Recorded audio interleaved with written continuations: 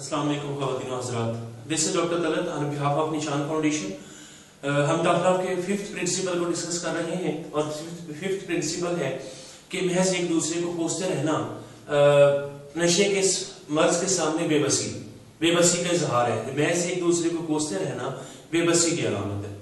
तो हम इस पर डिस्कस ये कर रहे थे कि जब हम किसी भी बहरान से अचानक नमक आसमां होते हैं, जब किसी भी बहरान के सामने सामना हमें अचानक हो जाता है तो उससे बड़ी परेशानी लाक होती है। उसमें शायद अनमैनेजेबिलिटी आए, उसमें शायद क्राइसिस पहले से बढ़ के आए, शायद हम उस मामले को मजीद बिगाड़ लें। और अगर आप चूंकि जब टफ लव के कॉन्सेप्ट हमारे पास होते हैं और जब हमें पता चल चुका है कि हमारा बच्चा नशे के इस मर्ज में मुब्तला हो चुका है, तो हमें इस तरह बहरानों को खुद डिजाइन करने और फिर उन बहरानों पर काबू पाने से, यानी पहले बहरान को हम खुद पैदा करेंगे। अब टफ लव के इस कॉन्सेप्ट को अपनाते हुए हम अपने बच्चे के साथ जो कम्युनिकेशन करेंगे वो हम इन अदर वर्ड्स एक बहरान पैदा करेंगे। और जब हम अपने बहरान से पैदा करने के बाद उस पर कामयाबी पाएंगे तो खुशहाली की राह हमवार होगी, तो फिर घर में जाके सुकून आएगा। क्योंकि जब आप फहमो फरासत, इज्तमाई कोशिशों और अल्लाह के फजल पर यकीन रखते हैं, जब आप इन मामलों पर यकीन रखने के साथ साथ रिसर्च से उभरी हुई तहकीक से जन्म लेती हुई राय पे आप ईमान रखते हैं, तो ऐसे बहरानों पर काबू पाना कोई मुश्किल नहीं। क्योंकि जब आप बहरान खुद पैदा कर रहे हैं, आपको पता है इसका एंड क्या होगा, क्योंकि you are beginning with the end in mind.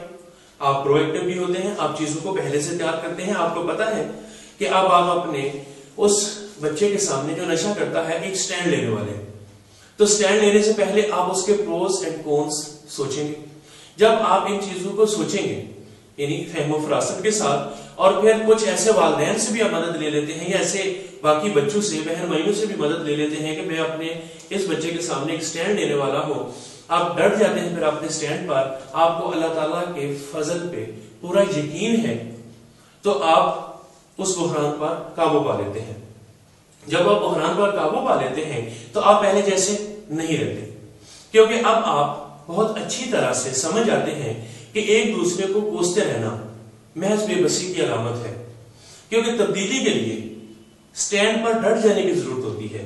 जब आप स्टैंड ले लेते हैं तो उससे तब्दीली आती है और आप उस तब्दीली के लिए ज़हनी तौर पर तैयार हैं।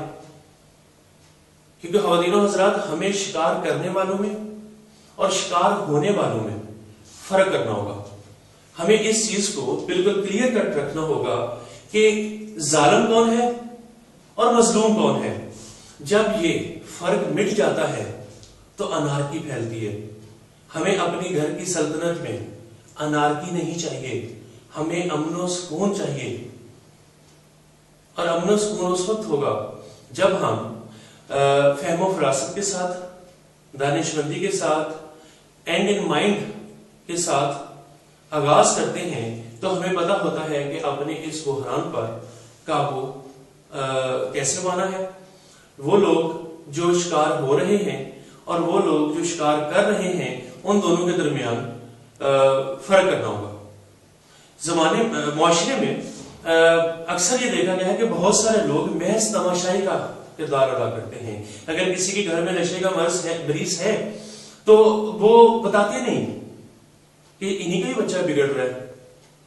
उन्हें नहीं भूलना चाहिए कि अगर उनके घर में भी कोई बच्चा है तो वो भी नशे की पहुंच से दूर नहीं है। हमें उन वालिदैन की मदद करनी चाहिए जो वालिदैन नशे के इस मर्ज के साथ डील कर रहे हैं, और ताकि क्लियर हो सके कि हम तमाशाई नहीं, हम बाकायदा उनके साथ मदद का लेन देन कर रहे हैं। क्योंकि हम सबको याद रखना चाहिए कि रोजमर्रा की जिंदगी में हमारे जो किरदार हैं ये मुस्तकिल नौइयत के नहीं है। अगर आज हमारे घर में नशे का मरीज नहीं है तो ये कोई मुस्तकिल चीज नहीं है। अगर आज हमारे घर में नशे का मरीज है तो ये भी मुस्तकिल चीज नहीं है, क्योंकि इसका ट्रीटमेंट अवेलेबल है।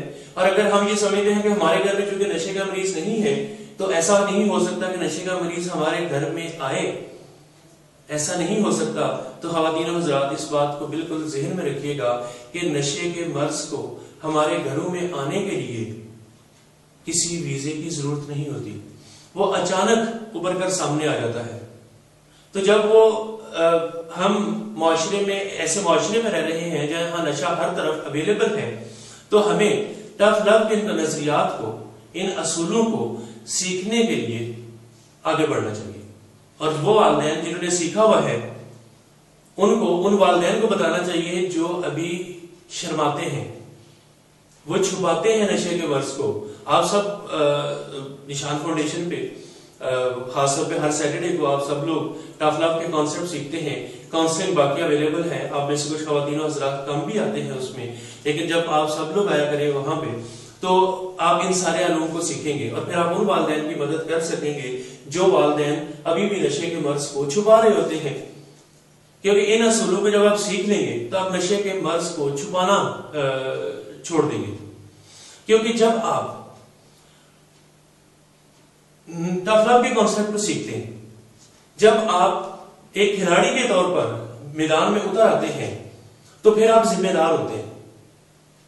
اور اگر دیکھیں ہمارے بچے جو نشہ کرتے ہیں وہ والدین کو ایسے ڈائلاگ میں انوالو کر لیتے ہیں جس ڈائلاگ میں انوالو ہونے کے لیے نہ تو والدین تیار ہیں، نہ ہی والدین کی ٹریننگ ہے.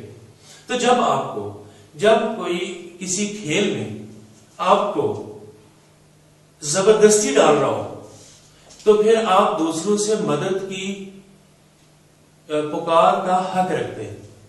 جب آپ شکار ہو رہے ہیں تو آپ مدد حاصل کرنے کا حق رکھتے ہیں. آپ دروازہ کھڑکھڑاتے ہیں ایسے خواتین و حضرات کا جہاں سے آپ کو مدد مل سکتی ہو. آپ آئی تو ہم بڑے لکی ہیں کہ ہم انٹرنیٹ سے مدد لے سکتے ہیں. اگر کوئی مسئلہ ہے، بچہ بدتمیز ہے، تو آپ انٹرنیٹ پہ سرچ کر سکتے ہیں کہ بریٹی کیٹ کو کیسے کاؤنسلنگ کی جا سکتی ہے، کیسے سمجھایا جا سکتا ہے، ٹف لو کیسے اپلائی کی جا سکتی ہے.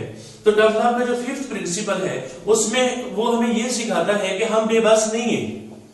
ہم بے بس صرف اسی وقت ہیں جب ہم الزام دوسروں کو دیں گے. مسئلہ ہمارے گھر میں، الزام ہم دوسروں کو دیں گے، الزام ہم اساتذہ کو دیں گے، الزام ہم معاشرے کو دیں گے، الزام ہم کچھ نادیدہ قوتوں کو دیں گے، الزام شاید ہم ملکی سیاست کو دیں.